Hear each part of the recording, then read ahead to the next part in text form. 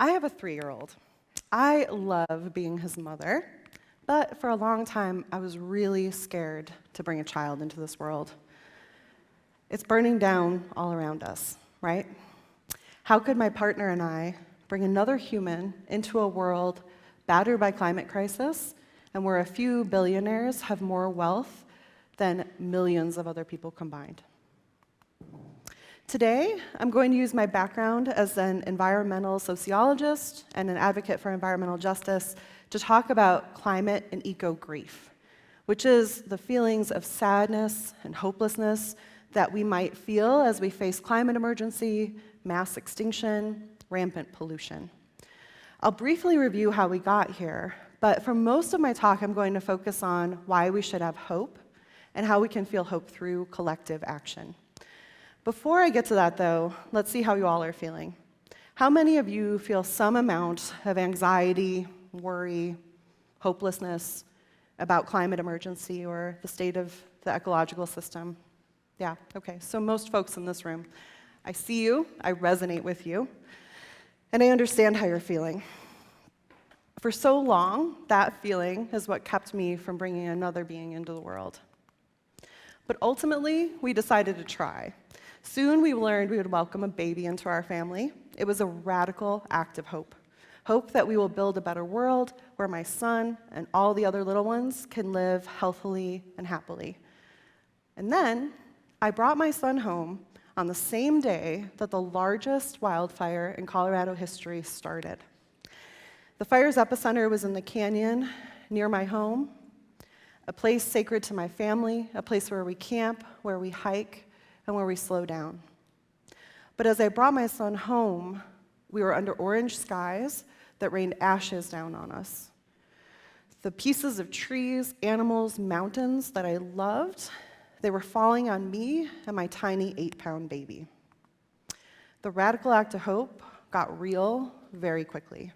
I felt overwhelmed and more than a little sad that we couldn't even walk outside because the air was so toxic. The fire raged on for weeks. There were mornings I would wake up and my whole house would smell like campfire. We couldn't even breathe safely. I felt waves of despair. How was I supposed to protect my child in all of this? How could we ever feel safe or hopeful? A year later, we spent his birthday camping in another haze of smoke. Another enormous wildfire had started just west of us in California. The smoke made the air dangerous to breathe hundreds of miles away in Colorado. We were stuck in our tiny pop-up camper, stuffed with friends, and we decided to stay because the air was actually worse along the Front Range. I remember feeling so angry and sad. This was my child's first birthday celebration. But he didn't know any different. He had a terrific time. His giggle brought me back to my center. I realized in that moment I couldn't be depressed into paralysis about the smoke and the fires and the climate emergency. I owed him a lot more than that. Not that it's odd to feel depressed amid multiple ecological, economic, political crises, but as his mother and his guide in the world, I had more responsibility than ever to act through those feelings of eco-anxiety. I also knew that my privilege as a white, highly educated college professor meant that I needed to move on from grief to active hope. It was my responsibility. I also know this stuff, right? I'm a social scientist. This wasn't a surprise to me. I'm also an advocate for environmental and climate justice. I've worked with many communities that are burdened by things like oil and gas production or uranium mining. I've learned from people there who are trying to show that they are experiencing cancer clusters, or they're fighting the placement of oil and gas wells that are 500 feet from the side of their home. So I also understood, right, that we're dealing with 500 years of history of colonialism and capitalism. For centuries, European colonizers took over and extracted goods from other continents. Genocidal violence removed millions of indigenous people from their ancestral homelands, and ongoing settler colonialism brings that injustice to the present day. Then, chattel slavery provided additional devastating fuel for capitalism to grow and spread, with contemporary systems like racial residential segregation institutionalizing environmental racism in the US, even now. Once the Industrial Revolution took hold and coal and oil and natural gas entered the scene, extractive capitalism dominated globally. And by the time Western scientists developed nuclear technologies, industrial societies had created no shortage of existential risks. And now, many of us, most of us, live in the midst of neoliberal capitalism. It's an economic system that's dominated since about the 1980s. In neoliberal systems, free markets are prioritized and privileged above you and me, everyone else, and Mother Earth. Environmental and labor regulations are stripped away. Communal goods and public spaces are privatized by corporations, and safety nets like access to healthcare or childcare or housing that's affordable are removed. We also face the most massive economic and existential crises that we've known as a species. Mother Earth will be fine after a while, but we're gambling humanity's livable future. Not we. No, that's not accurate. The crises we face have some particularly responsible parties. For climate crisis, the Carbon Majors report finds that only 100 companies have been responsible for about 71% of carbon and industrial greenhouse gas emissions since the 1980s. That's just since the 1980s. Fossil fuel giants make record profits, even as they deliberately mislead the public about the realities of climate change, which they've known about since the 1970s. And now, with climate denialism harder and harder to prop up, these same corporate giants want us to be depressed, hopeless, and inactive. They want us to feel deep climate grief, and they want that grief to paralyze us. And it could, because this is a lot to carry, and we're asking our children and their children to carry the heaviest loads. I teach college students about environmental and climate injustice every semester. I regularly work with high school students as well. And without fail, almost every student I work with hits a wall of depression and grief and uncertainty. I try to give students solutions. I do what I can to shift that. I even wrote a book about building better systems to try to give my students and other folks hope and a sense of empowerment. But that wall of grief is tall and wide, and it can feel impossible to avoid. I don't know about you, but the whole scene sparks me to act. I refuse to let this paralyze me. Instead, I put my energy into trying to build better systems. But I feel like I'm just one person quite often, right? But I want to invite you to do the same, and I want to talk about the collective ways we can do this together. Rebecca Solnit has observed, hope is not a lottery ticket that you sit on the couch and clutch, feeling lucky. It's an axe you break down doors with in an emergency, and we are facing multiple emergencies.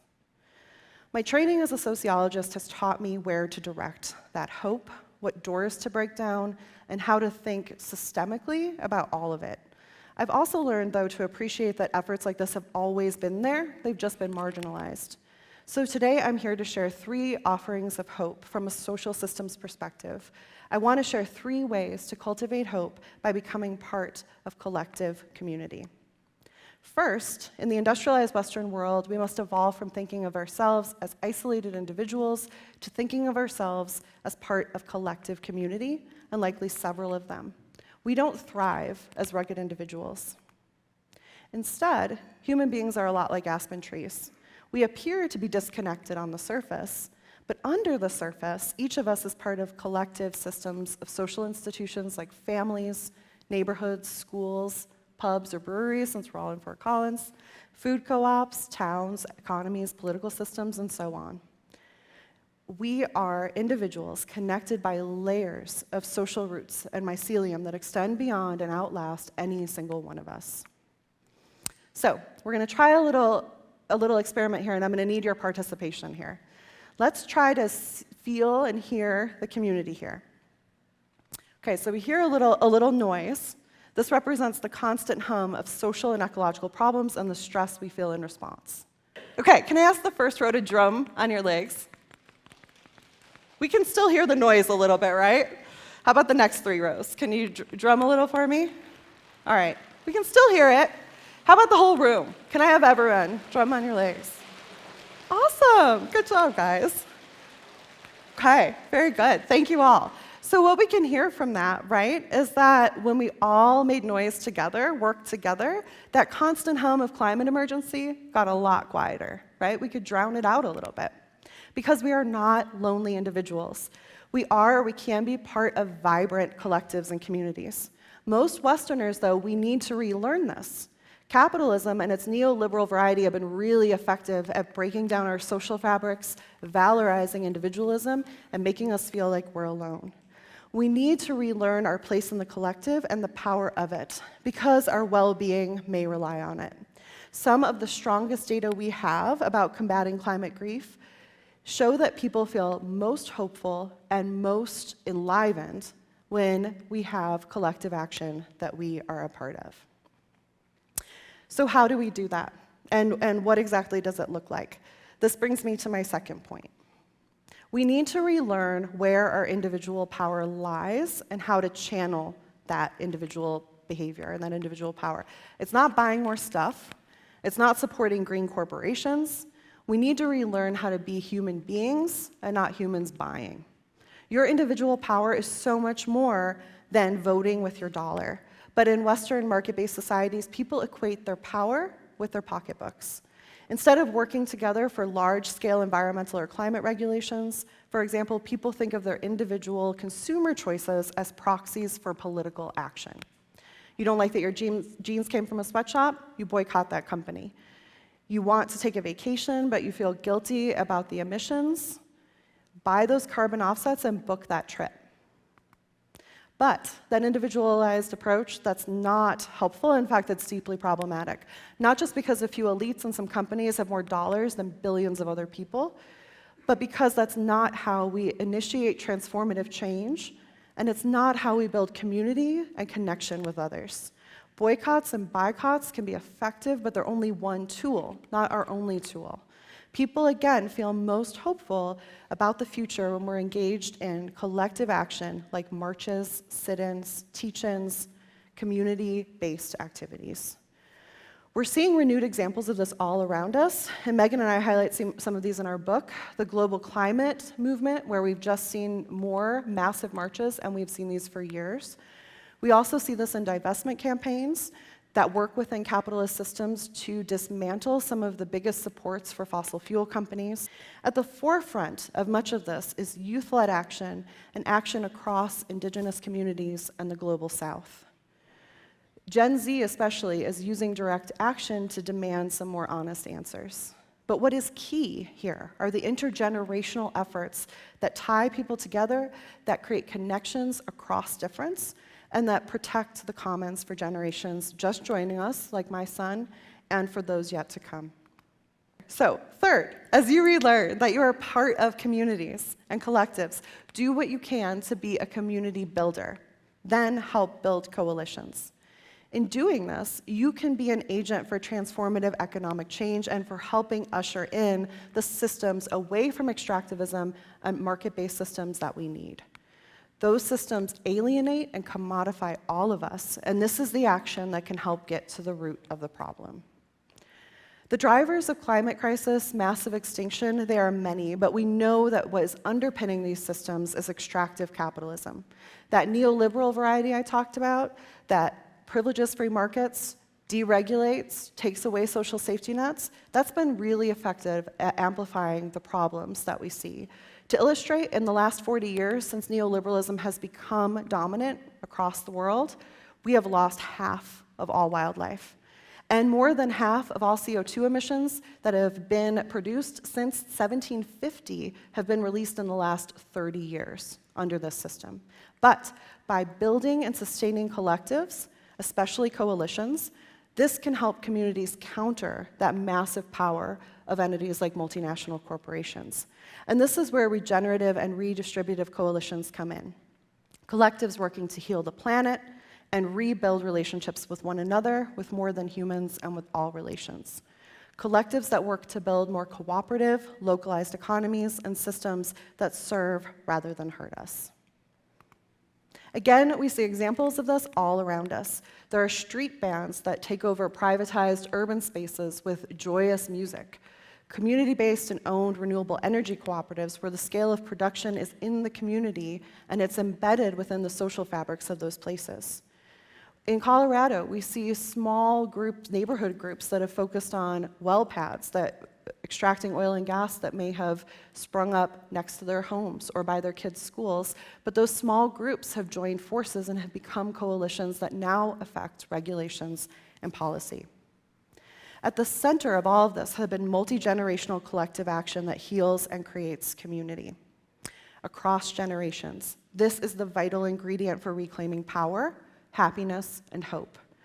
I want to leave you with a word of caution, though. Guilt and complicity have a lot of power, and the companies and industries that benefit from business as usual want you to feel guilty as an individual. After all, almost all of us consume petroleum-based products. Most of us wear clothes, eat some processed food, use plastic. Your participation, though, doesn't make you complicit, and it doesn't mean that you cannot demand and build better systems. You can. So please, know you can help build a better world now. Feel hopeful that you can do it. My 3-year-old doesn't yet know about climate crisis, thank goodness, but we're laying the foundation of hope and awe for him by teaching him how to camp, how to hike, and how to love the beautiful place we call home. When he learns about the emergency he faces alongside millions of other children, he will have that love and awe to keep him going and hopeful and to help others. I hope you also get to feel that joy. We need everybody's good ideas to get through what humanity faces. Every small transformative effort and action is needed. Hope is an active process. Let's get to it.